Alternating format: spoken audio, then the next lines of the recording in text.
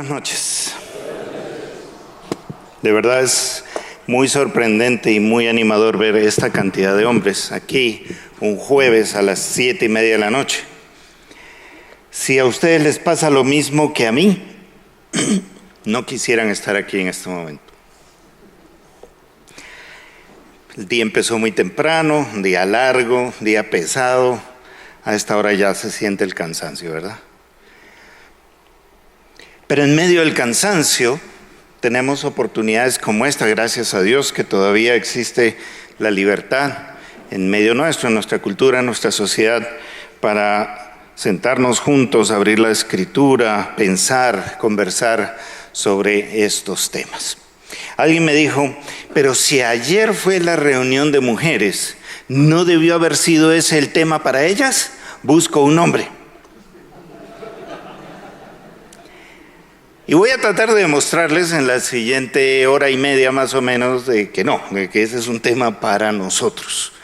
No porque estemos buscando nosotros a alguien más, aunque en parte probablemente sí lo hacemos, sino porque tenemos que buscar también al interior de nosotros mismos y buscar ese hombre que todos nosotros queremos ser o ese hombre al que todos nos queremos parecer. Entonces, no se asusten por el título de Busco un hombre, porque ya me imagino que más de uno de ustedes tuvo dificultades en la casa o en el trabajo diciendo, uy, esta noche voy a ir a una conferencia cuyo título es Busco un hombre.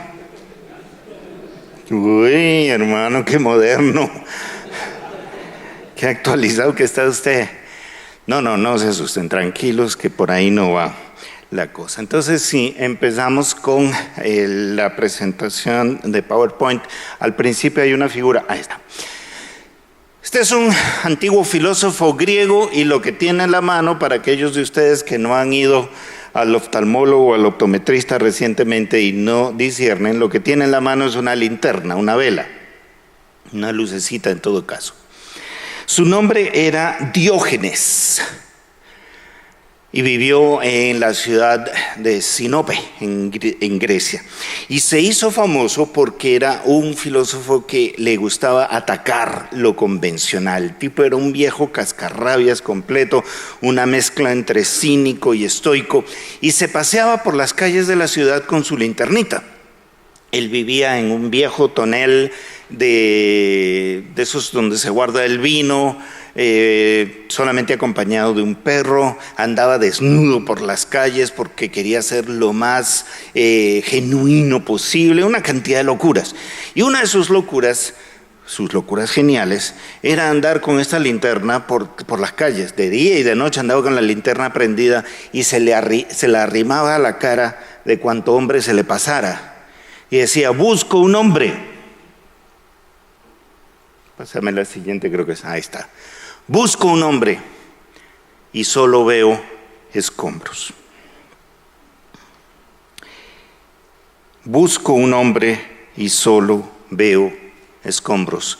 Diógenes buscaba un hombre honesto, un hombre derecho, un hombre completo, un hombre sólido, un hombre confiable, un hombre honorable, un hombre de palabra, y solo encontraba escombros. La búsqueda de Diógenes todavía está vigente hoy en día. La sociedad busca hombres así, busca hombres honorables, serios, honestos, honrados, de palabra. Pero parece que los únicos que se presentaran a las elecciones o a las licitaciones son los otros, los escombros. Hablo con las mujeres de mi entorno, mis amigas, mis compañeras de trabajo, mis hijas, las amigas de mis hijas. Y me dicen, ¿qué pasa con los hombres de hoy en día? Parecen espantapájaros, no son confiables, uno los va a tocar y se deshacen, se asustan. Y obviamente las mujeres de hoy en día son asustadoras, porque han estudiado, porque piensan, porque dicen lo que piensan, porque defienden sus posiciones y sus ideas, a veces muy agresivamente. ¿Dónde están los hombres que le pueden dar la talla a esas mujeres? Salimos corriendo y nos asustamos frente a una situación así. Y estamos creando toda una generación de hombres pusilánimes, asustados, indecisos, desleales, egoístas, incapaces de actos de valor, de actos de sacrificio, de actos de heroísmo, incapaces de asumir compromisos. Y nos empezamos a ver rodeados de niños viejos. Incluso quienes trabajan en el tema de la psicología y de las terapias han tenido que inventarse un nuevo término, el de adultecente. Adolescentes de 30, 35, 40 años. Y es mucho más frecuente entre los hombres que entre las mujeres. Es increíblemente más frecuente entre los hombres que entre las mujeres. Eternos adolescentes engreídos, narcisistas y malcriados. A ellos les vamos a tener que dejar este mundo. Nuestras empresas, nuestras organizaciones. Rubencho le va a tener que dejar la iglesia a alguien de esa generación en algún momento. ¿Qué podemos hacer frente a una crisis de eso? La iglesia busca a esos hombres. Me imagino que hay aquí unos 350 hombres esta noche. Me decían que había más de 600 mujeres anoche. Y hoy nos fue bien. Generalmente la relación en una iglesia es de 3-1 o de 4-1.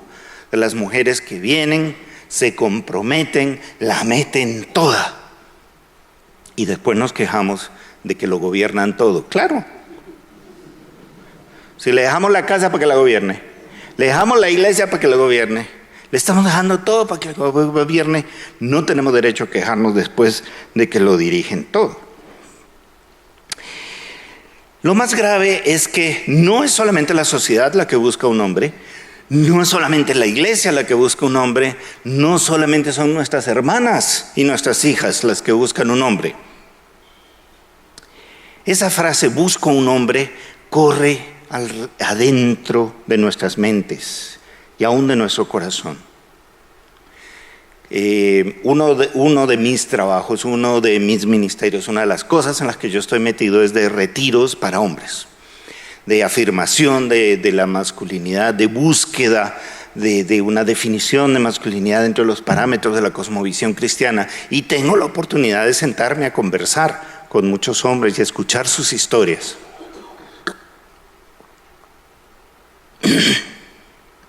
Y es espeluznante encontrarme con la tremenda cantidad de hombres que tuvieron que crecer sin un padre. O porque el padre no está, se fue, o sea, los abandonó o lo mataron, o porque el padre estaba allí pero no estaba. Vivía trabajando todo el tiempo, nunca tuvo tiempo para formar, para discipular a su hijo, para enseñarle a ser un hombre. Y ese hijo se convierte en un adulto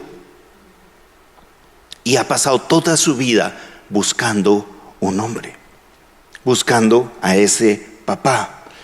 Y figuras alternativas en algún momento, hombres un poco más viejos como yo, o inmensamente más viejos como el pastor Eliezer que está por ahí sentado. Tenemos que pararnos delante de ellos, decirle, te puedo dar un abrazo, y ustedes no saben lo que es. Un hombre de 40 y punta y 50 años, abrazado, llorando como un niño, diciendo, es la primera vez que recibo un abrazo como de papá. Y no sé, quienes estuvieron aquí el día martes recordarán la tremenda importancia que esa figura paterna tiene para uno cuando estamos creciendo, y cuando no está deja una ausencia, un hueco, un vacío enorme en nuestra alma, y estamos buscando un hombre al cual parecernos, un hombre al cual honrar y decir, yo quiero ser como el viejo, yo quiero ser como él, como mi mentor. y no lo tenemos. Y paramos buscando un hombre. Porque todos al final queremos ser grandes, importantes, fuertes, poderosos. Queremos ser héroes. Y nos fascinan personajes como William Wallace, como James Bond, como Superman, porque todos queremos ser así, capaces de actos inmensos de valor para salvar al mundo, para salvar a otros, para proteger al que está desvalido. Eso quisiéramos ser, es parte de nuestro ADN, es parte de la imagen de Dios en nosotros, pero nos encontramos incapaces de eso, nos sentimos completamente incapaces de hacerlo y eso nos frustra. Y andamos aún buscando el hombre que queremos ser, el hombre en el que nos queremos convertir. Quiero presentarles en 3 partes una propuesta esta noche. En primer lugar, un diagnóstico. Lo he tomado de un hombre que viene trabajando con grupos de caballeros, grupos de hombres desde hace muchos años. Se llama Robert Lewis, escribe Robert Lewis. Que hace un diagnóstico de la situación de la masculinidad hoy en día. Lo hace en su país, yo he traducido un poco, lo he adaptado a nuestra situación para que lo podamos entender mejor. En segundo lugar, quiero presentarles un pedacito de las respuestas que encontramos en las Escrituras, en la Biblia, a esa situación del diagnóstico que está haciendo Luis, que es uno de los diagnósticos y que puede haber muchos más.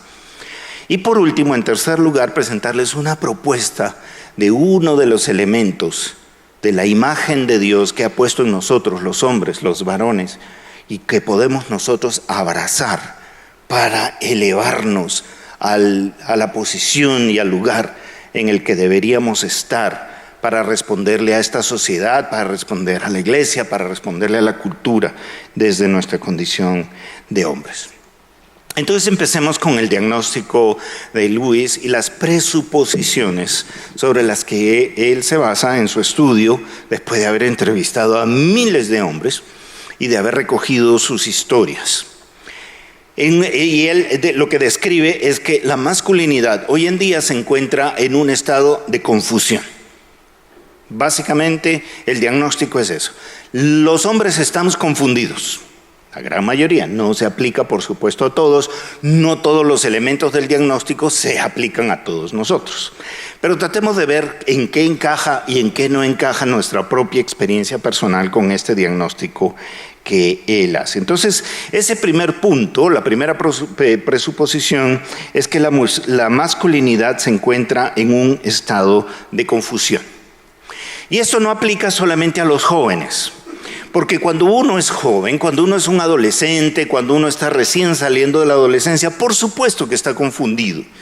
Todavía está con un pie en la niñez y otro pie en la adultez y no sabe si correr y esconderse como un niño y salir y poner el pecho como un hombre. Esa confusión es perfectamente normal. Pero como veníamos hablando antes, empezamos a llevar nuestra confusión ya a los años 20 y a los años 30 y aún más allá.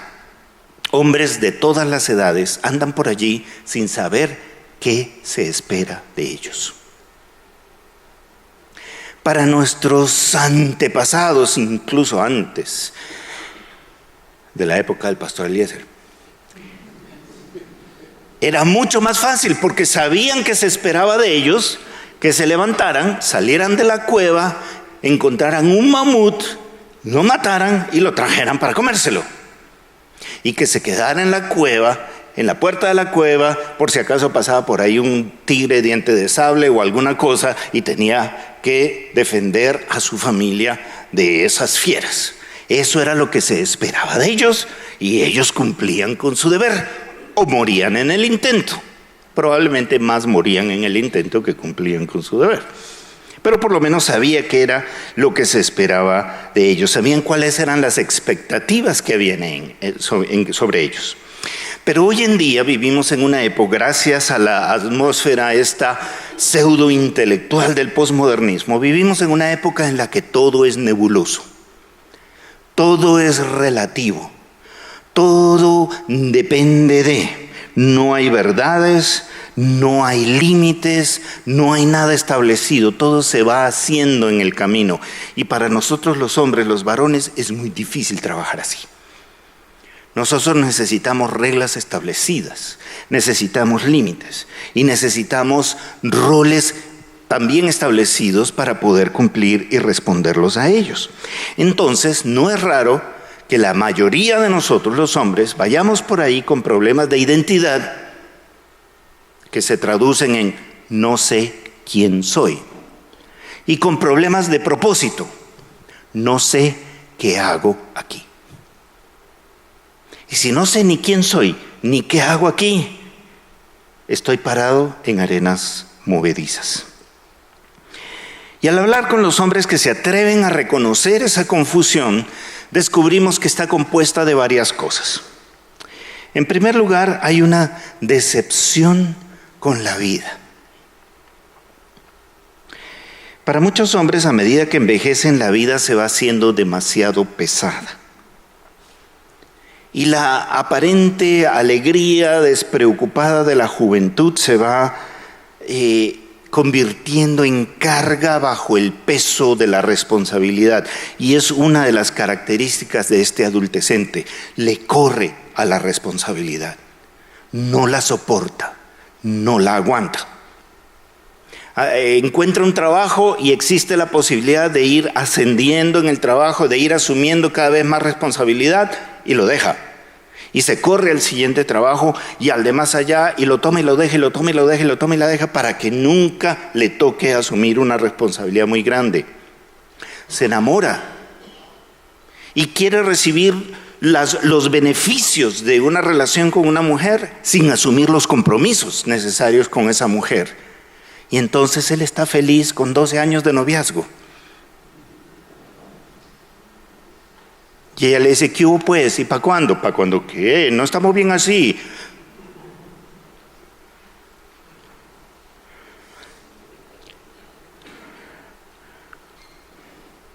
A los 40 años se dan contra una pared. Y el espíritu se apaga y se les acaba la vida. Ya no pueden mantener la ilusión de que son unos chiquillos. En 42, 43, 44, todavía andan con las bermudas y la cachucha volteada para atrás. Entonces, ¿qué parce?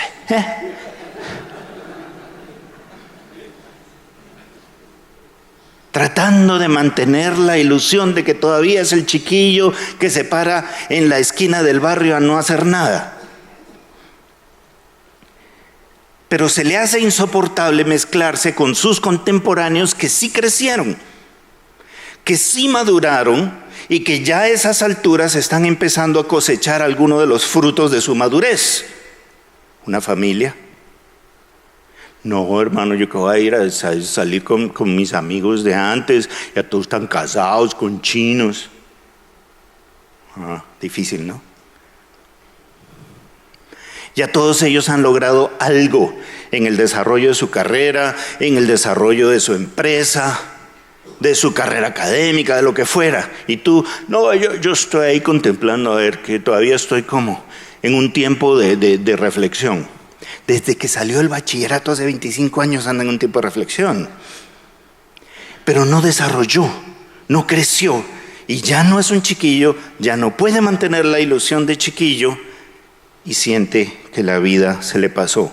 Y uno lo dice, y da risa, y da gracia, pero es posible que el que está sentado a tu lado viva eso. Y te digo, uno tras otro, tras otro, tras otro, llegan a la consejería diciendo, no sé lo que me pasa, y después de 15 minutos llegamos a la conclusión de que esto es lo que le está pasando. Segundo lugar, además de la decepción con la vida, está el tema del dolor.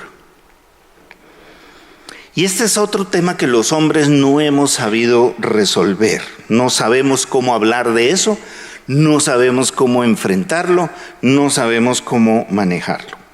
Hasta no hace mucho tiempo había hecho carrera una frase como que los hombres no lloran, ¿no es cierto? Y encerraba toda una filosofía de estoicismo y de resistencia al dolor.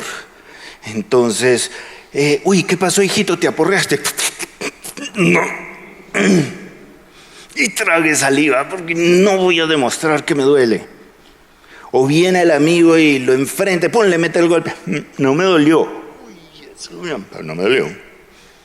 Era parte de la estructura de pensamiento. Gracias a Dios eso ya pasó y ahora se supone que sí tenemos el permiso de mostrar nuestro dolor. Lo que pasa es que no hemos aprendido cómo hacerlo. Y como no hemos aprendido cómo hacerlo, nos metemos en caminos muy destructivos. ¿Por qué vive un hombre pegado de la botella? Es una anestesia que trata de calmar un dolor.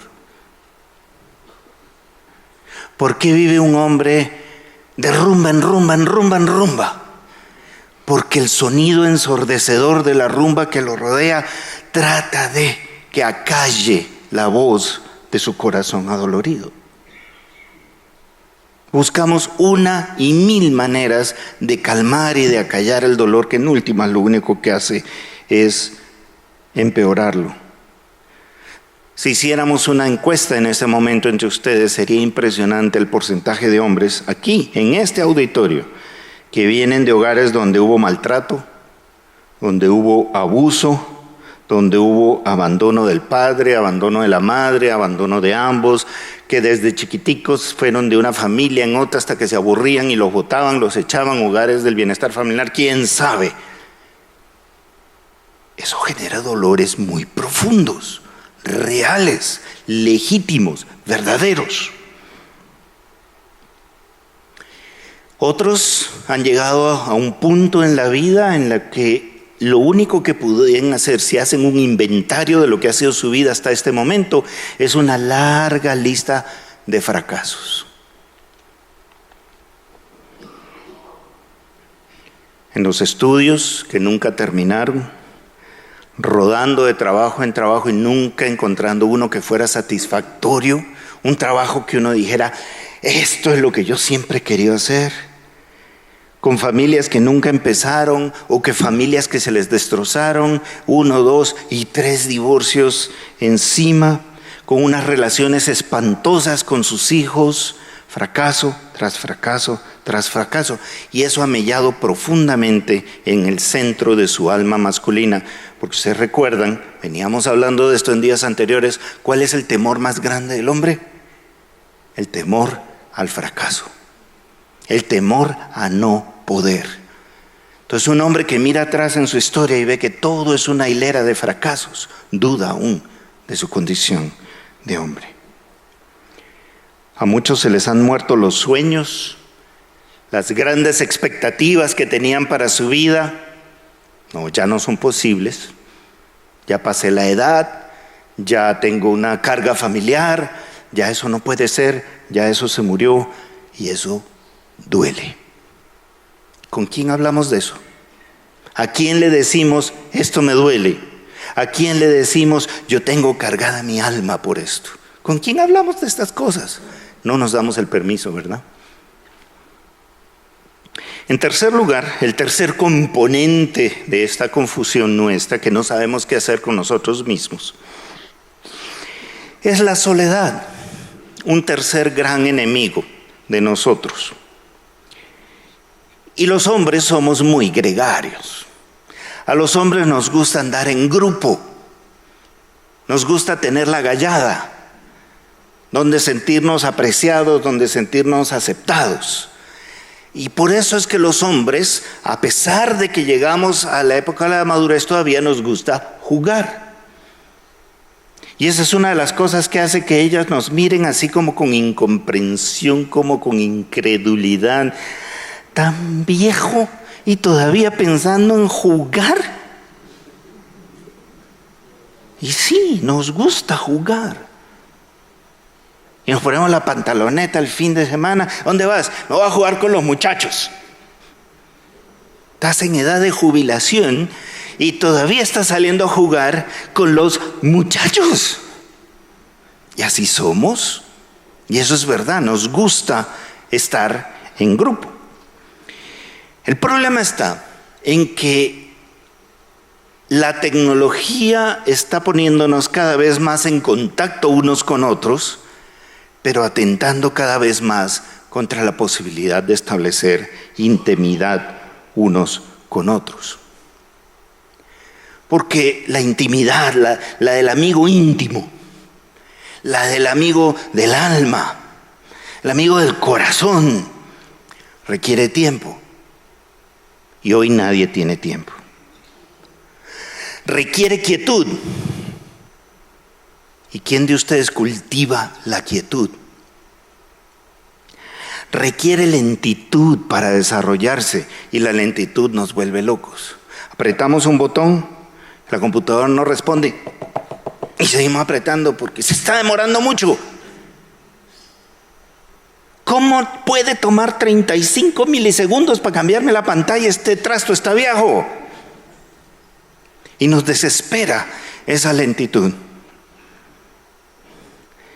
La intimidad con uno mismo, ponerse en contacto con ese hombre interior, requiere horas de silencio, caminando, pescando, mirando un paisaje, orando, dejarse ministrar en el espíritu.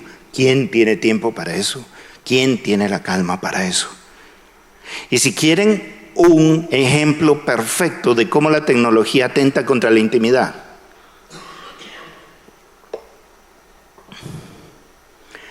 una cosa que por lo menos a mí me saca la piedra.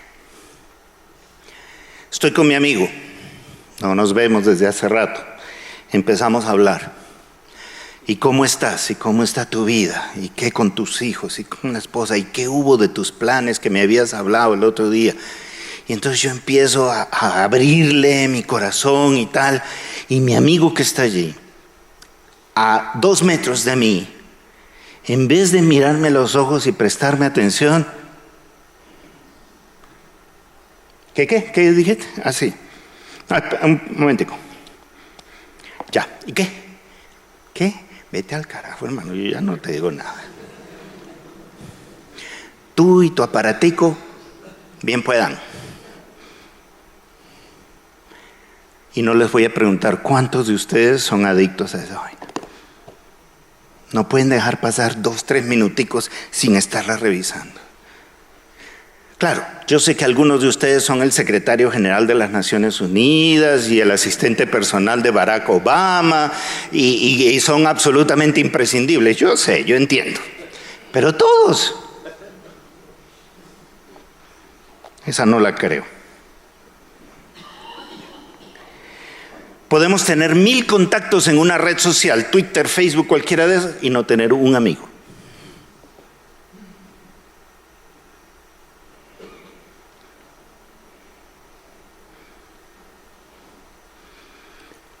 Y yo me pongo a pensar, entre los tesoros más grandes de mi vida están mis amigos. Mi esposa es mi amiga, ahora que mis hijos son adultos, aspiro a que podamos desarrollar una relación de amistad. Tengo muchos amigos queridos con los cuales sentarme, tomar un tinto o 2, o dejar que el tinto se enfríe y seguir conversando de la vida y de las cosas profundas que uno no tiene con quién hablar, sino es con un amigo. De cómo estoy muy ansioso porque veo que mi matrimonio no va para ninguna parte, o porque estoy viendo unos cambios en mi desempeño sexual y no sé cómo entenderlos. ¿Y yo con quién hablo de esos? Con un amigo. Pero ¿y si no tengo amigo? ¿Qué hago? Lo pongo en el Facebook. A mis 500,000 amigos del Facebook, ¿qué se hace con la disfunción sexual? ¡Pum! Y recibo 350 me gusta.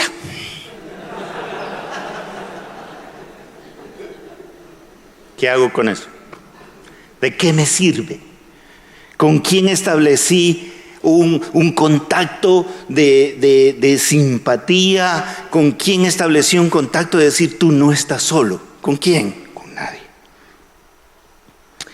Decepción, dolor y soledad son los tres grandes componentes de la confusión para Luis, pero yo le añadiría uno más que tampoco sabemos manejar, y es el temor.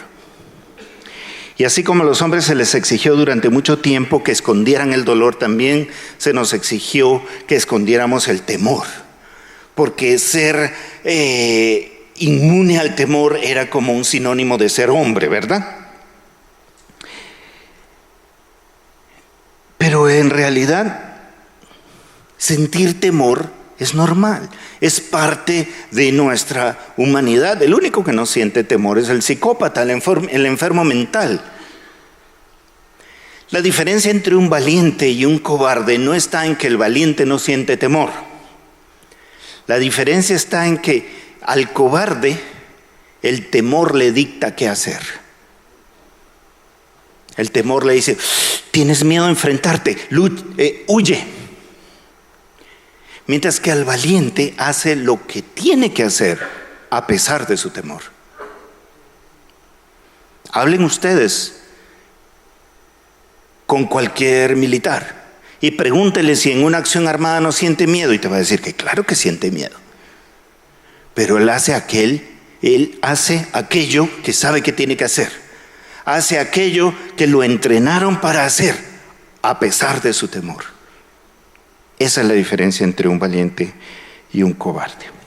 Entonces, la primera presuposición es esa, que el hombre vive en ese momento en un estado de confusión, y esos son los 3 o 4, en mi opinión, elementos, componentes de esa confusión. La segunda presuposición es que un hombre confundido crea problemas a su alrededor. Ojalá que estando confundidos el único que tuviera el problema fuéramos nosotros. Pero cuando estamos confundidos, nosotros le creamos problemas a otras personas. La diferencia, o los grandes hombres en la historia, aquellos que han pasado a la historia como hombres importantes, fueron aquellos que pudieron mantener la cabeza fría cuando todos los demás se entregaban a la desesperación y a la confusión.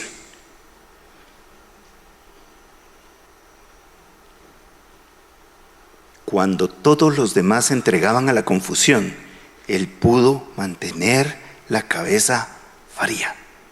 En momentos de confusión, estamos llamados a ser aquellos que se elevan encima de esa confusión y mantienen la cabeza fría. Una cosa es el capitán del Titanic.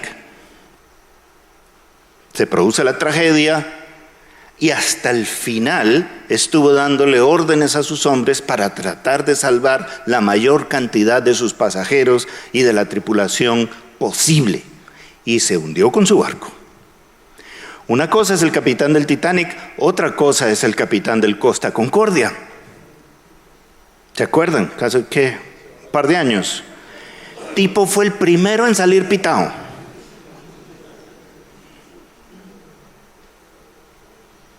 Y mucha gente, muchos niños murieron en ese barco.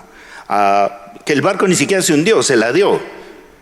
Que con unas órdenes bien dadas en el momento adecuado habría podido salvar mucha gente. Y ni siquiera habría tenido que hundirse con su barco. La diferencia entre alguien que se eleva por encima de la confusión y alguien que cae presa de esa confusión. Un hombre confundido no es capaz de ser una fuente de confianza y de amparo para otros. Y si tú eres un esposo y eres un padre, es tu obligación ser una fuente de confianza y de amparo y de protección para otros. No tienes derecho a estar confundido. No tienes derecho a correr como un pollo sin cabeza. Es tu obligación saber dónde estás parado, cuál es tu deber y cumplirlo hasta el último. Para eso eres hombre. Lamentablemente, estamos al revés. Estadísticamente, la mayoría de los actos delincuenciales en todas las situaciones y las culturas los cometen mucho más los hombres que las mujeres. Cuando el caos se apodera de una familia, ¿quién es el primero que sale corriendo? El hombre. Son muchos más los casos en las que una mujer se queda sola con sus hijos que al revés. Porque un hombre confundido causa problemas a su alrededor. Una de las antropólogas más importantes del siglo XX se llamó Margaret Mead, y ella dio en el clavo cuando dijo: el problema principal de cualquier sociedad es el de definir roles apropiados para sus hombres. Una sociedad que no es capaz de darle roles a los hombres es una sociedad que se va a desmoronar. Porque otra vez, los hombres necesitamos dirección clara, roles apropiados, saber exactamente qué es lo que se espera de nosotros. Por eso es que los hombres en general son buenos soldados. Porque se le dice: vea, soldado López, vaya. ¿Y qué hace el soldado López? Va. Vea, hermano, ahí en ese sitio, ve esa ametralladora donde no hay nadie. Sí, bueno, es que cada 10 minutos el que yo mando desaparece. Entonces, me hace el favor y se va para allá. Y aunque él no quiere, esa es su labor, ese es su rol, el soldado López se va para allá. Las mujeres son mucho más felices en ambientes más fluidos, ¿cierto? Donde nadie le dice a nadie lo que tiene que hacer y entre ellas se adivinan a quién le toca qué y hablan de todo ese asunto y viven felices así. Nosotros no. A nosotros nos tienen que decir lo que hay que hacer y entonces somos felices cumpliendo con nuestro deber. Por eso es que esa queja que tanto se escucha en sus familias, y después me levanta la mano aquel que no la escucha: pero es que no estás viendo. No. Pero es que no estás viendo que esa silla está fuera de su lugar. ¿Por qué no la pones en su lugar? En primer lugar, no la vi.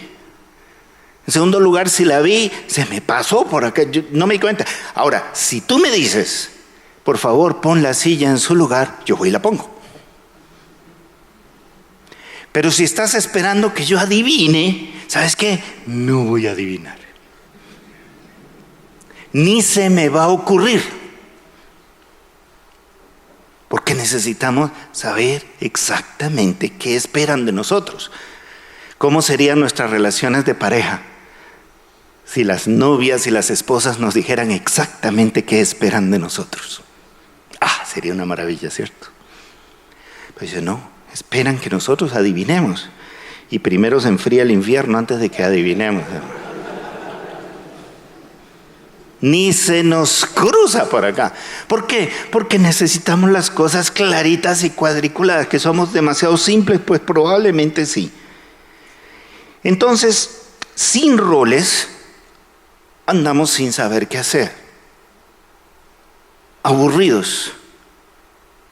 Sintiéndonos inútiles.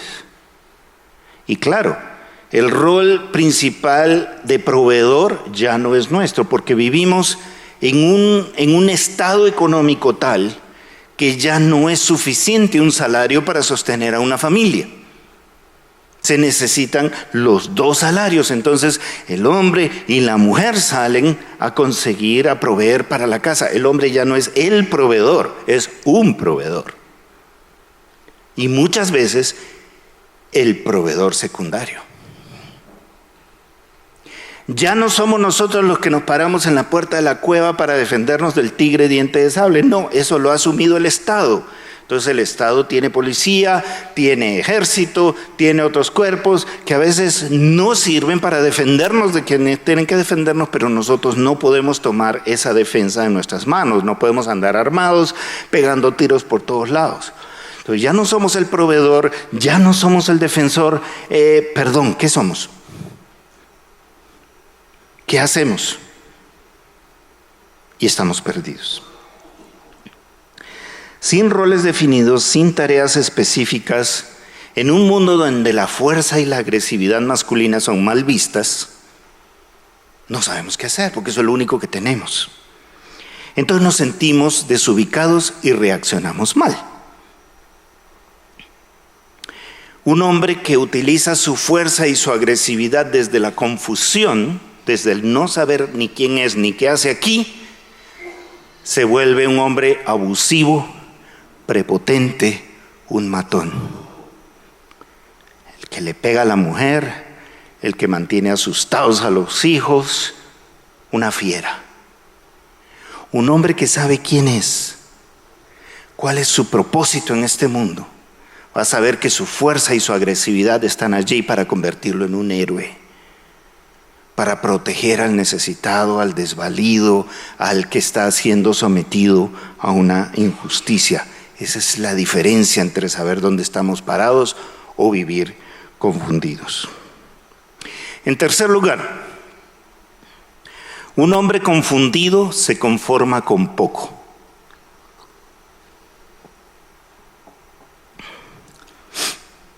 En resumen, este punto es este: un hombre confundido se conforma con plata. Una de las cosas que mata al hombre contemporáneo es la rutina. Entonces, trabajo, iglesia, casa, sin desafíos que enfrentar, sin causas que abrazar, sin conquistas que alcanzar. La vida se vuelve en una sucesión de días sin importancia, días anodinos que se suman 365, 3650 y se van sumando, y al final uno mira y dice: ¿y yo qué he hecho? Eso es típico de los cumpleaños redondos. 20, no tanto. 30, clave. 40, terrible. 50, ni les cuento. Uno se para, mira hacia atrás: ¿yo qué he hecho con mi vida? ¿Qué hay allí que valga la pena? ¿Qué hay allí que sea importante para alguien? ¿Qué hay allí que pueda ser considerado un legado que le estoy dejando a la siguiente generación, que le estoy dejando a mis hijos? ¿Qué hay? Y muchos encuentran simplemente una sucesión de días vacíos e inútiles, uno tras otro tras otro.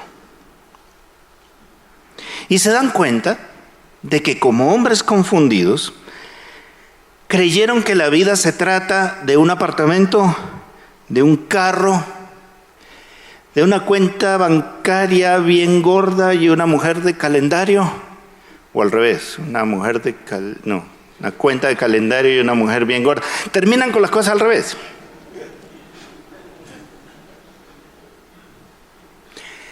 Una vida que Dios creó, una vida por la que el Mesías fue torturado, clavado en una cruz y asesinado, dedicada a juntar 4 ladrillos y 4 rines.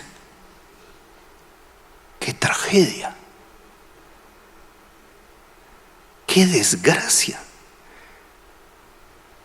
¿Cómo no va a vivir uno decepcionado mirando hacia atrás y dice: sí, este hombre dedicó su vida a pagar ese apartamento? Y ahora cuando lo quiero vender nadie me lo quiere comprar, porque mi vecino es un guache y anda con el volumen el radio prendido con todo volumen todo el tiempo. Entonces el que llega a comprarme el apartamento sale disparado. ¿A eso le dediqué mi vida?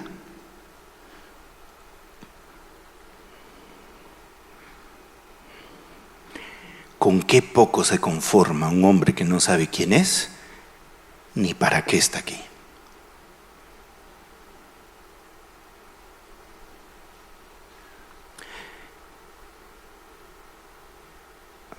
Déjame inventarme un nombre. ¿Alguno de ustedes se llama Hiperiberto? ¿No? Bueno. Hiperiberto González. Ahí está en la lápida, ¿cierto? El epitafio.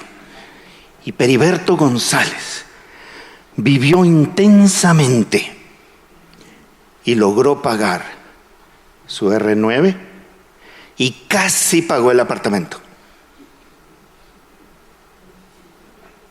Qué maravilla. Sus nietos lo recordarán por eso.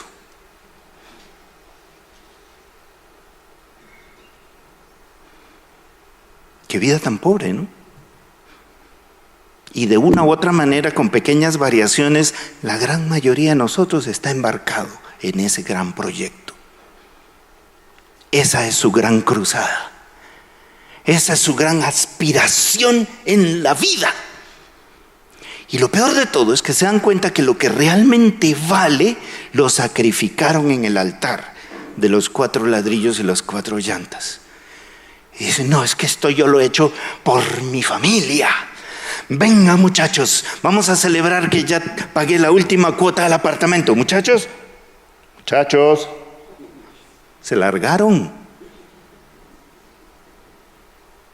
Berracos porque nunca tuviste tiempo para ellos.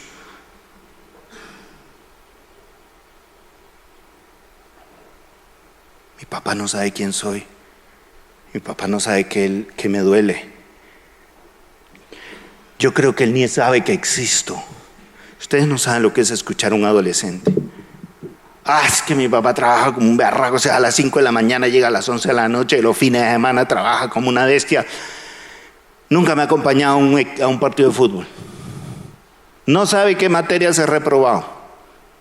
Uy, si el viejo me da billete, pero a la lata, eso sí hay que reconocérselo.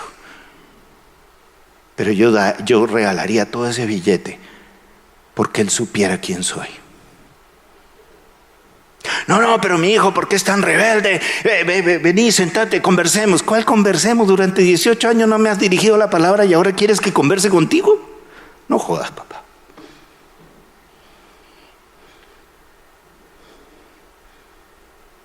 Porque un hombre confundido se conformó con muy poco.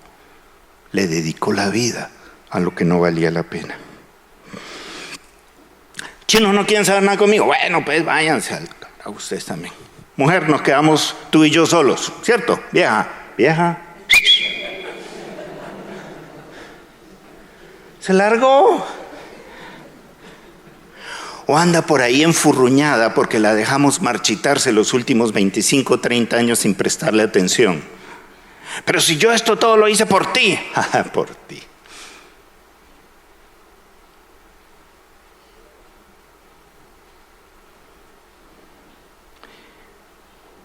Estábamos demasiado ocupados juntando plata.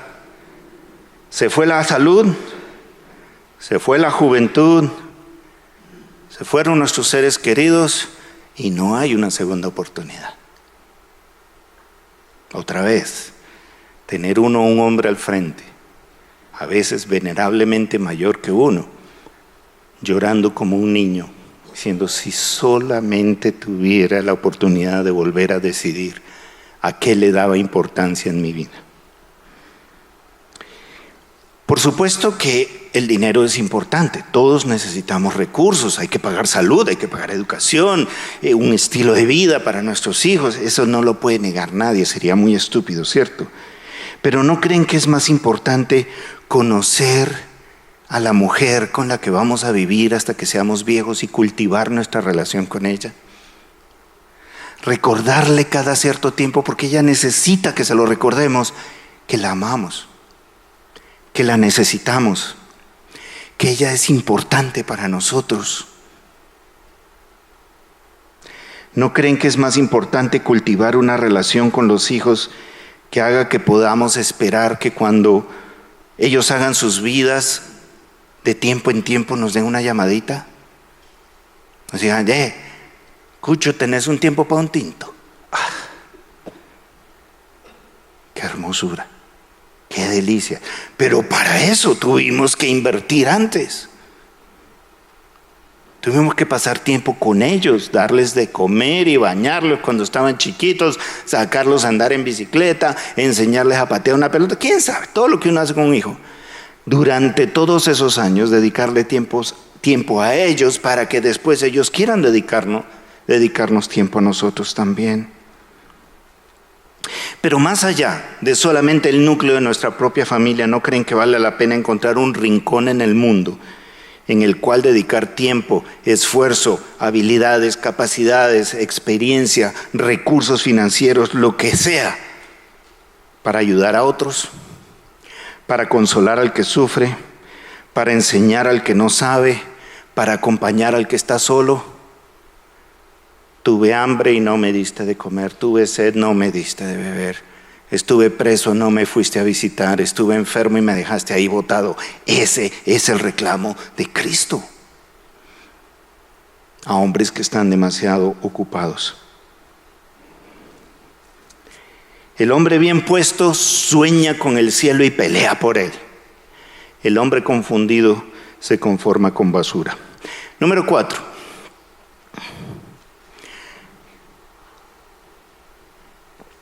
La cuarta presuposición es que no existe una visión general de la masculinidad, un modelo de hombre que sea atractivo a los demás hombres. Porque la falta de hombres de verdad, la falta de hombres sólidos a nuestro alrededor genera un círculo vicioso. Como no tenemos modelos, no tenemos a quién parecernos. No tenemos quien nos enseñe cómo ser un hombre y por lo tanto no sabemos para dónde coger. No tenemos a quién preguntarle cómo es un hombre. ¿Cómo habla un hombre de verdad? ¿Cómo maneja sus temores? ¿Cómo maneja sus decepciones? ¿Cómo maneja su fracaso un hombre de verdad? ¿Cómo reacciona frente a las amenazas? ¿Cómo toma sus decisiones? ¿Cómo sabe cuándo pelear y cuándo no pelear? ¿Cuándo resistir y cuándo no resistir? ¿Cómo hace para levantarse cuando se cae? Un hombre de verdad, no sabemos. No hay quien nos ayude a dejar de ser muchachitos para convertirnos en hombres. ¿Quién es el que nos toma de la mano? ¿Quién es el que nos dice, chino, vea cómo es un hombre para que se convierta en uno? ¿O quién le dice a nuestras hijas, nena, mira cómo es un hombre para que no aceptes nada menos que eso? ¿Dónde están? Nos hacen falta, ¿cierto? No hay quien le dé a un muchacho la bienvenida en el mundo de los hombres y le diga, chino, vea, todo un varón, hermano. ¿Sí o qué? Vean, todos ustedes, mis amigos, este es mi hijo. Y estoy orgulloso de ese chino. Hasta el Dios el Padre hizo eso. Y cuando Jesús sale de las aguas del bautismo dice, tú eres mi hijo amado y estoy orgulloso de ti. Y en el monte de la transfiguración lo repite, pero se lo dice a los demás y dice, este es mi hijo amado, escúchenlo a él. Todos necesitamos eso, necesitamos esa bienvenida en el mundo de los hombres, necesitamos esa ceremonia de graduación en el mundo de los hombres. Pero como no tenemos los modelos, como no tenemos esa recepción, como no sabemos cuál es nuestro rol, no sabemos cuál es nuestra función, vivimos completamente confundidos, no hay una visión deseable de la masculinidad. Si a eso le añadimos que después de siglos de opresión y de violencia contra ellas, las mujeres se sacuden de eso y empiezan a decir que todos los hombres son unos puercos. Ese discurso empezamos a creérnoslo nosotros también. Y creemos que somos unos cerdos, y que somos unos inútiles, y unos buenos para nada, y que este mundo estaría mejor sin nosotros. Una visión muy triste, muy pobre de nuestra masculinidad que hace que para nuestros jovencitos no sea deseable ser un hombre. Hay un chiste de un chino que una vez pregunta, mamá, ¿qué es un hombre? Un hombre. Un hombre es una persona seria, responsable, honorable, con berraquera, que se enfrenta a lo que sea, comprometido, honesto, valiente.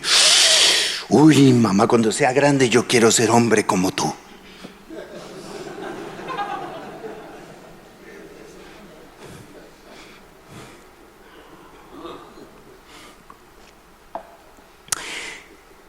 Bueno, hasta ahí el diagnóstico. Si lo dejáramos ahí, lo más lógico sería que todos nosotros saliéramos de aquí, de preferencia en grupo, y buscáramos un puente de donde tirarnos. ¡Qué visión tan triste! ¡Qué visión tan trágica! ¡Qué visión tan dolorosa de nuestra situación o de la situación en general! Porque obviamente esto no nos cae a todos o no nos cae completamente a todos. Pero hay una buena noticia. Tenemos una buena noticia. Y como el quinto punto que viene desde nuestra presentación es que la Biblia tiene mucho que decir acerca de estas cosas.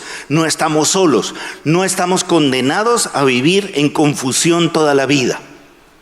Si el diagnóstico es hasta este punto de que sí, cabes dentro de la definición de un hombre confundido, la buena noticia es que hay una salida, hay una forma de escapar de esa confusión. Y vamos a ir muy rápido, no nos vamos a detener en un punto específico, pero voy a tratar de darles una visión global de algunas cosas que la Escritura sí nos dice acerca de nosotros y de nuestra identidad como hombres, que debe levantarnos de esa situación de postración en la que nos encontramos. En primer lugar, nosotros fuimos hechos, creados por Dios a imagen y semejanza suya como hombres. Dios nos creó varón y hembra. Y cuando vio Dios que había creado al varón y a la mujer, lo contempló y dijo: esto es bueno en gran manera. Ser hombre es bueno. Delante de los ojos de Dios, ser hombre es bueno. Así como ser mujer también es bueno. Ninguno de los dos tenemos por qué envidiar al otro. Ambos somos portadores de la imagen de Dios. Tenemos de quién aprender, tenemos un modelo, tenemos una imagen. Ahí está ese Dios que es guerrero, ese Dios que es valiente, ese Dios que se la juega por su pueblo, ese Dios que hace lo que tenga que hacer, pero que no deja que sus hijos se pierdan. Y vive el dolor más profundo, que es el de entregar a su propio hijo para poder salvarte a ti. Ese es el Dios que nos hizo a su imagen y a su semejanza. Ese Dios se hace hombre en la persona de Jesucristo y de paso se hace varón. Y se constituye en el modelo de varón perfecto. No tenemos que seguir viviendo por esta vida sin un modelo de hombre. No tuve papá, no tuve abuelo, no tuve un tío, nadie me recogió, aunque mi padre y mi madre me dejaran, con todo Jehová me recogerá.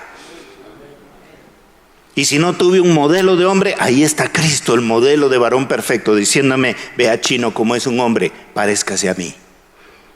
No estamos condenados a vivir sin ese modelo, pero necesitamos conocerlo, acercarnos a ese hombre, escucharlo, verlo actuar, disfrutar de su compañía, de su presencia, de su enseñanza y anhelar ser como él.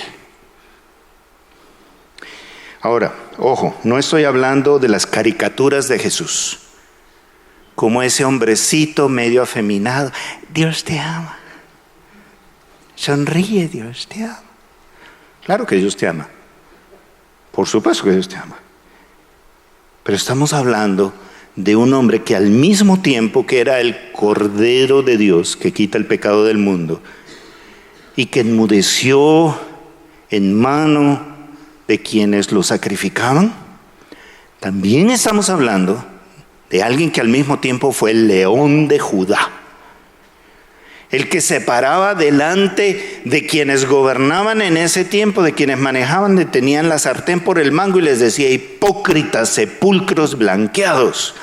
Vienen y le dicen: oiga, dicen que el rey Herodes le dice que por favor le baje el tonito a lo que está diciendo. Vaya y dígale a esa zorra de Herodes que no me friegue.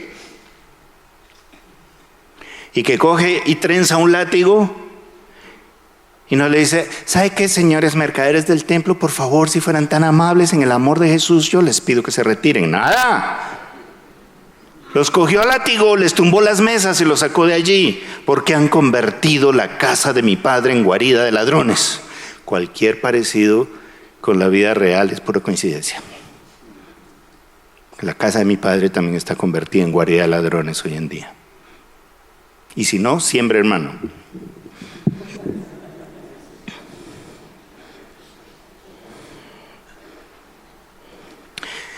Tenemos el Salmo 1.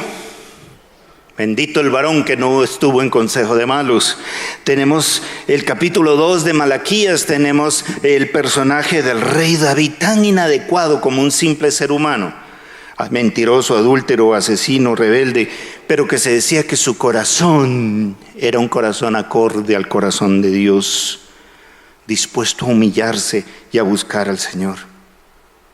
Sermón del Monte en el Evangelio de Mateo, búsquenlo, y está su presentación del reino de Dios. El reino de Dios es así, y el que ha de vivir en el reino de Dios es de esta manera, y nos da un nuevo modelo de hombre.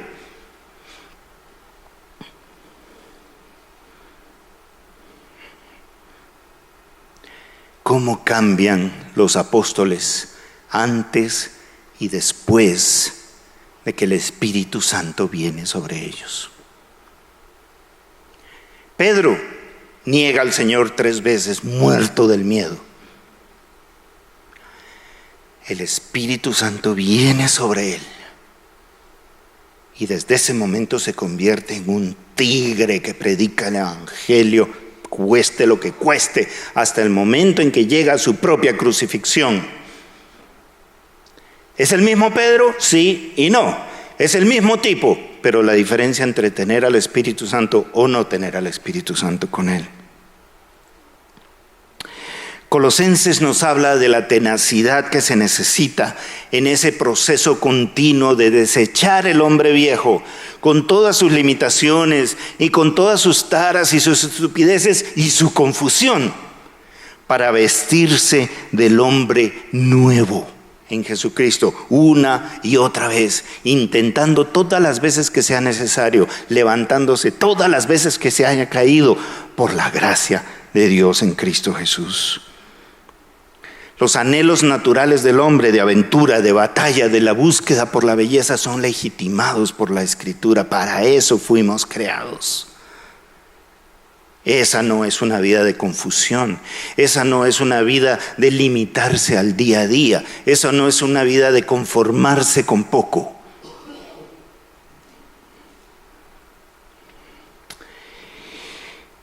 Y en búsqueda de una expresión de la masculinidad que refleje la imagen de Dios en mí, les propongo que en los minutos que nos faltan miremos como una propuesta, una nada más, de las 4 facetas en las que se ha dividido la imagen de Dios en nosotros. Se dice que la imagen que Dios ha puesto de Él en nosotros los hombres incluye la faceta de rey, la de guerrero, la de amante y la de amigo. Él es rey y nos da un elemento de esa imagen a nosotros. Él es Dios guerrero y pone en nosotros esa capacidad de dar batalla por las causas necesarias.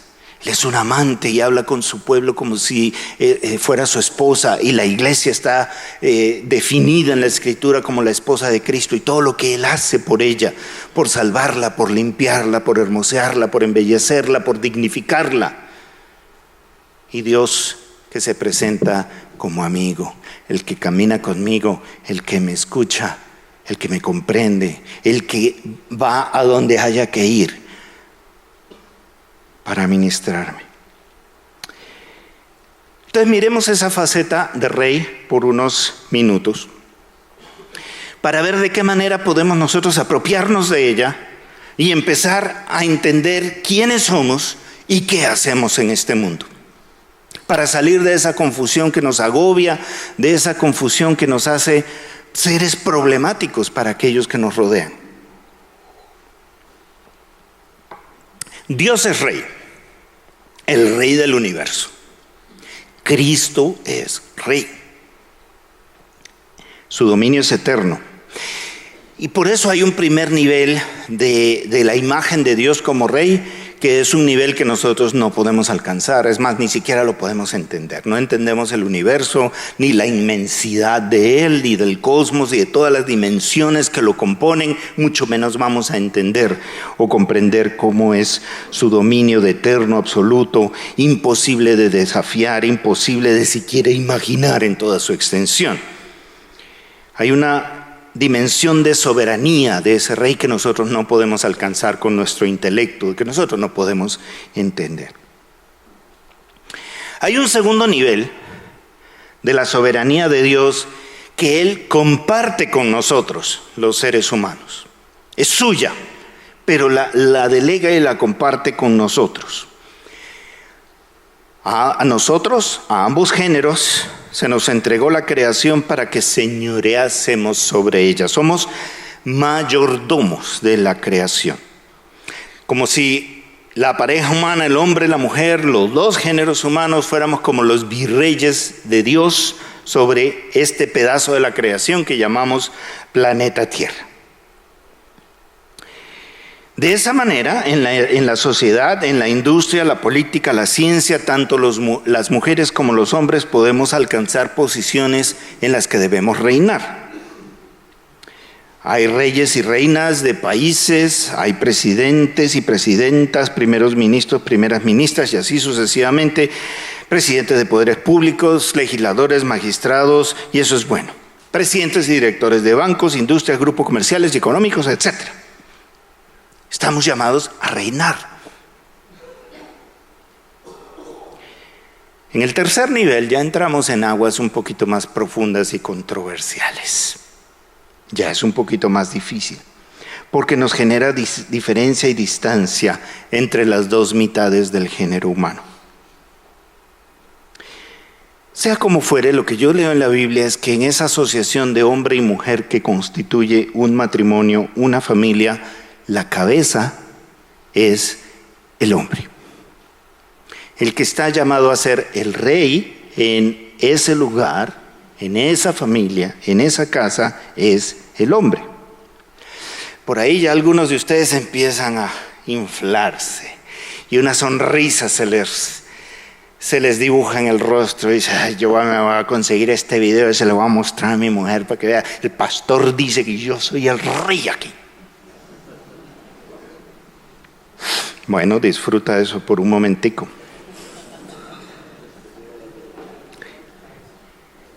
Porque lo que viene después probablemente no te guste tanto. Porque ¿saben qué? Honestamente, con eso de que a nosotros se nos haya hecho la cabeza de la familia, no hemos salido ganando, hermanos. Pareciera que sí, pero no. Porque el precio de ser rey es demasiado alto. El costo de ser cabeza es demasiado alto, es duro. ¿Quién es un rey? Si nosotros nos guiamos por los reyes europeos de hoy en día, eso es una bobada y no sirve para nada. Son figuras decorativas, ¿cierto? Que se la pasan de yate en yate, pescando, de cacería, y salen solamente en los periódicos cuando hay un escándalo. Sin embargo, aún esa vida puede ser increíble, molesta y llena de limitaciones y de tedio por la cantidad de responsabilidades. Sobre todo hay algunos reyes que asumen su rol con inmensa responsabilidad porque dicen: sin mi presencia, sin mi palabra, sin mi ánimo, este pueblo se desmorona. Y efectivamente, en casos difíciles como por ejemplo la Segunda Guerra Mundial, en muchos de esos países europeos, la presencia y la acción de sus reyes movilizó al pueblo de maneras muy, muy positivas que son dignas de admiración. Pero históricamente los reyes han tenido mucho más poder y por eso también mucho más responsabilidad. Porque, ojo, el poder y la responsabilidad van juntos como dos caras de una misma medalla. Un rey tenía que decidir cuándo y por qué ir a la guerra, por ejemplo. Asumía la responsabilidad personal de mandar millones de hombres a morir. Un rey no podía comer cualquier cosa, necesita que probaran su comida porque había mucha posibilidad de que alguien quisiera matarlo. En el caso de nosotros, como hombres cristianos, que vamos a asumir una posición de rey, una posición de cabeza en la familia, la cosa se nos complica bastante.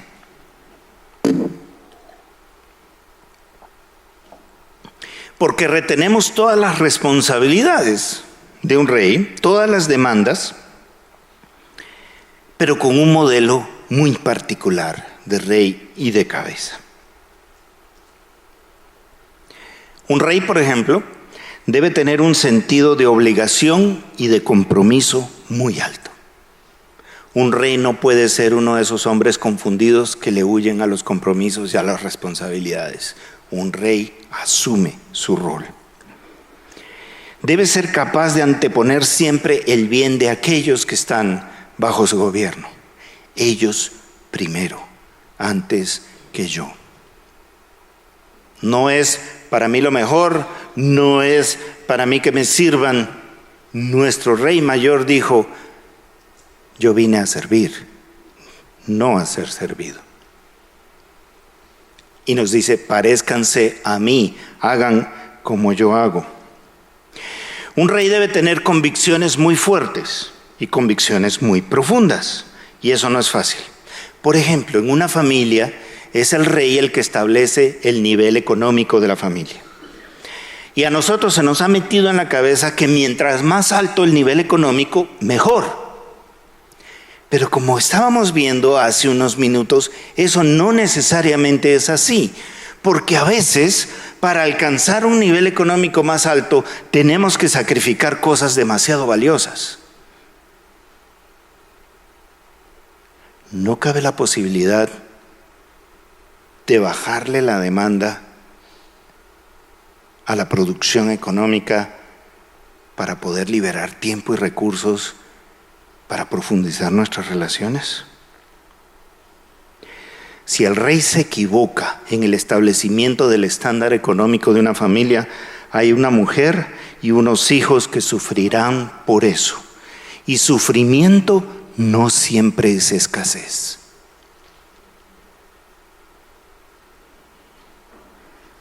Muchos hombres han causado dolor en su casa a pesar de producir grandes cantidades de dinero, o precisamente han causado dolor en su casa para producir grandes cantidades de dinero. Pero ya hemos hablado de eso. Lo mismo sucede con las convicciones políticas y en especial con las convicciones morales. Por su condición, por su posición de hombre de cabeza, de rey, las convicciones personales de un hombre y el ejercicio de ellas comprometen a los demás miembros de la familia. ¿Tú sabes cuáles son tus convicciones? ¿Has comunicado tus convicciones en tu casa? ¿Has afirmado esas convicciones para que se conviertan en norma? Y eso nos lleva a la siguiente característica de un rey. Un rey debe ser capaz de tomar decisiones morales valientes. Necesitamos tener convicciones sobre las cuales tomar esas decisiones. Por ejemplo, hermanos, seguir adelante con un matrimonio deteriorado en el cual te encuentras infeliz, buscando maneras de restaurarlo, buscando maneras de sanar las heridas que se han ido produciendo y acumulando con los años, pero seguir adelante, aun cuando el resultado de tus esfuerzos no sea el que tú esperas, pero seguir adelante porque eso es lo que hay que hacer. Porque yo me casé con esta mujer delante de Dios y de los hombres hasta que la muerte nos separe. Yo di mi palabra de hombre y no la voy a retirar. Esa es una decisión moral de un valiente. Muy difícil de ver hoy en día en carne y hueso. Porque como hay hombres que no tienen convicciones profundas, no toman decisiones morales valientes, dicen, ¿sabe qué? Usted ya no me sirve. Ya me aburrí. Se nos acabó el amor.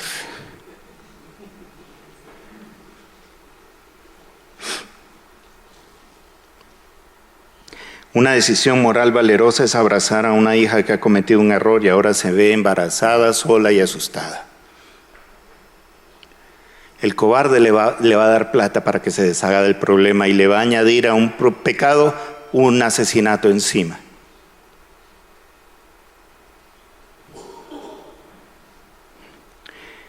Una decisión moral valerosa es la de asumir un traspié económico y tomar las decisiones necesarias. Cambiar a los hijos de colegio, buscar una vivienda más económica, diseñar un cambio del estilo de vida, el cambio de carro, dónde compro la ropa, se acabaron las vacaciones, el uso de la tecnología, pero no, nos da miedo el qué dirán. Y seguimos gastando el dinero que no tenemos en vez de asumir ese traspié, ese fracaso para empezar otra vez. ¿Qué creen que es más formador para un hijo? ¿Explicarle por qué ya no puede tener los mismos lujos que tenía hasta hace poco? ¿O verlo pasar la vergüenza de que su padre siguió usando dinero de otros que sabía que no iba a pagar, porque eso se llama robo? Prefiere ver un papá que asume su fracaso y le enseña cómo levantarse después, ¿o es preferible que vea a un papá sumir vergüenza sobre vergüenza sobre vergüenza y un traspié económico que lo tiene cualquiera lo convierte en un ladrón? ¿Qué es mejor para el hijo?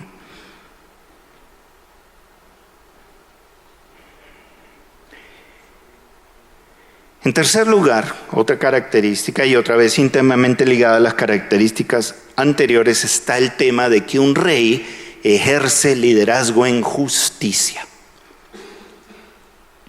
El rey determina lo que es recto, lo que es justo, lo que es verdadero, lo mantiene y lo hace respetar. En esta casa van a reinar los valores cristianos, y eso aplica para mí y aplica para ustedes, muchachos. Y para usted, señora.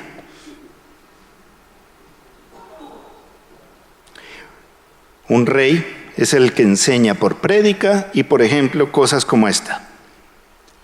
Primero muerto antes que ladrón. Estoy repitiendo frases que mi padre me martillaba en la cabeza. Tu palabra es lo más valioso que tienes. A una mujer no se le da ni con el pétalo de una rosa, aunque te provoque.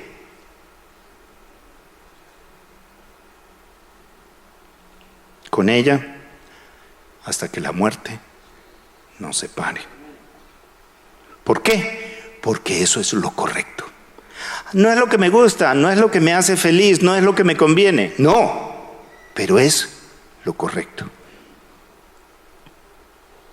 El rey toma decisiones sobre la base de la moralidad, o sea, la diferencia entre lo bueno y lo malo, y no sobre la base del pragmatismo, o sea, lo que conviene y lo que no conviene.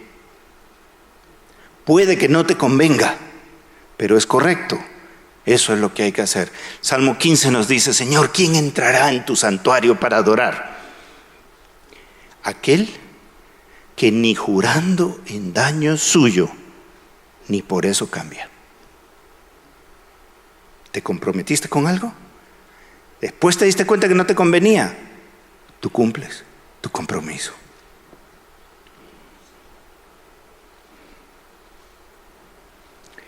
La última característica es la más contraintuitiva, la más contracultural y la más demandante. Y es que el rey necesita tener una actitud de siervo. Esto no cabe en nuestras cabezas, porque la imagen que tenemos de rey es de aquel que tiene el poder y por lo tanto hace que todos los demás trabajen para él, que todos los demás le sirvan, que todos los demás le rindan pleitesía. Debe exudar majestad, debe ser imponente, debe ser imperioso, y esa es la imagen tradicional de autoridad que tenemos metida en la cabeza. Jesús nos dice: yo he venido a servir, no a ser servido. Después nos sale con que el que quiera ser grande en el reino de los cielos tiene que ser el que más le sirve a los demás. Pablo remata y viene y nos cuenta en el capítulo 2 de Filipenses que Jesucristo no tuvo el ser igual a Dios como una cosa a la que pegarse, sino que se humilló a sí mismo hasta la muerte, y muerte de cruz. ¿Para qué? Para que tú y yo nos pudiéramos salvar. Eso es un rey. Y así tienes que ejercer tu rol como cabeza de tu familia. Ahora sí, tan inflado que estabas y sonrisota en la cara, ¿todavía quieres seguir siendo el rey? Yo preferiría no serlo. Pero toca. Para eso es hombre. Por último, en la relación hombre y mujer, si quieres ser cabeza de tu esposa, sí, claro, yo quiero ser la cabeza y que ella me obedezca. Bueno, un momentico, ¿sabes qué? Desde una visión bíblica, tú vas a ser cabeza y tu obligación, tu única obligación es amar a tu mujer. Ah, no, listo, va para esa. Como Cristo amó a la iglesia y se entregó a sí mismo por ella. ¿Cómo así? ¿Hasta qué punto tu vida es una vida de entrega por ella? ¿Quieres ser su cabeza? Entrégate por ella. Sírvele. Ajá, no, entonces ya no.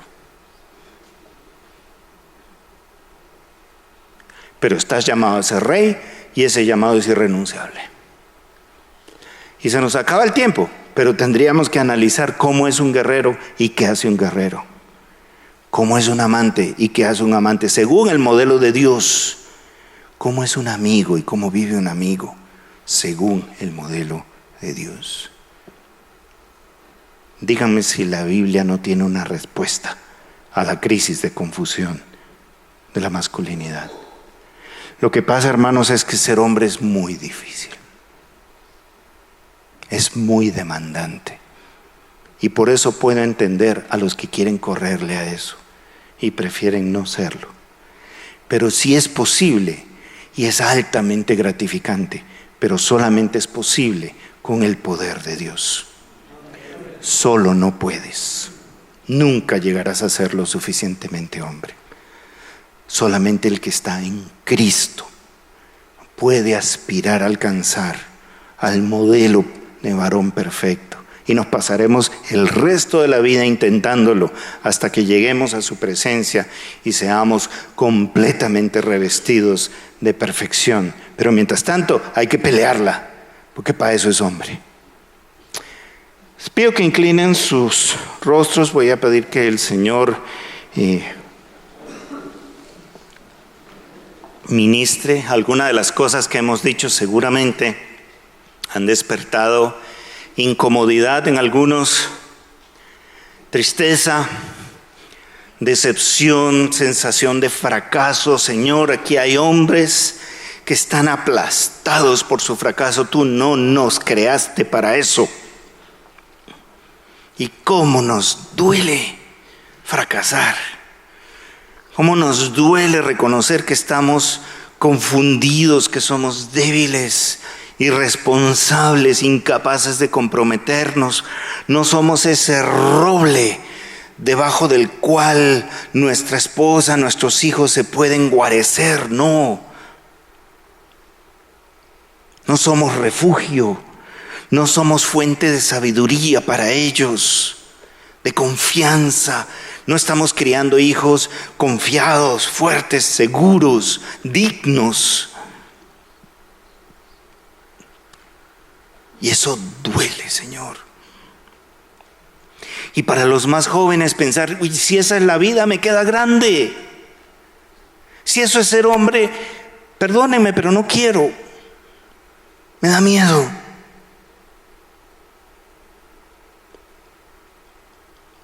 Señor, muchos de estos hombres en este momento se están sintiendo así. Y eso es legítimo, comprensible, natural en muchos casos. Ten misericordia, Señor. Tú en tu infinito amor y en tu providencia permitiste que estuvieran aquí esta noche. Permitiste que se pusieran en contacto con aquellas cosas que les están incomodando la vida, pero no para dejarlos así, sino para atraerlos a ti con tus lazos de amor y decirle: en Cristo no hay fracaso posible. En Cristo yo te ofrezco cambiar tu temor por mi perfecto amor. Confía en mí, no hay hueco tan profundo del que yo no te pueda sacar.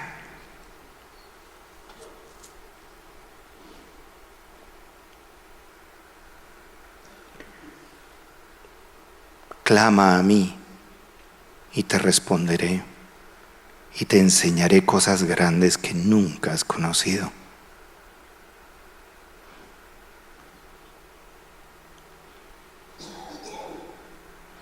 Niégate a ti mismo. Toma tu cruz. Sígueme. Abandona tu identidad pobre, pequeña, insignificante. Y a cambio te ofrezco la identidad de hijo de Dios, hijo del Altísimo. Porque a los que le recibieron, a los que creyeron en su nombre, les fue dada la potestad de ser hechos hijos de Dios. Y como hijos, coherederos con Cristo de todos los tesoros de la gracia. Y en su nombre y con el poder del Espíritu Santo podemos salir de nuestro estado de confusión, de nuestro estado de postración, de nuestra degradación, de tener nuestras prioridades patas arriba, de no saber ni quiénes somos ni para dónde vamos. Porque tú nos das una identidad y tú nos das una misión, la de conquistar este mundo para Cristo. Arrebatárselo de sus manos al enemigo. ¿Cuántos jóvenes hay hoy en día en las garras de un enemigo que los quiere matar y destruir? Y nosotros podemos hacer algo al respecto. Señor, ayúdanos a mirar las profecías de Ageo y reconocer que estamos trabajando en construir y embellecer nuestra propia casa y no en construir la tuya. Señor, yo te ruego que le hables a cada uno de estos hombres en su dolor, en su temor, en su confusión, en su soledad.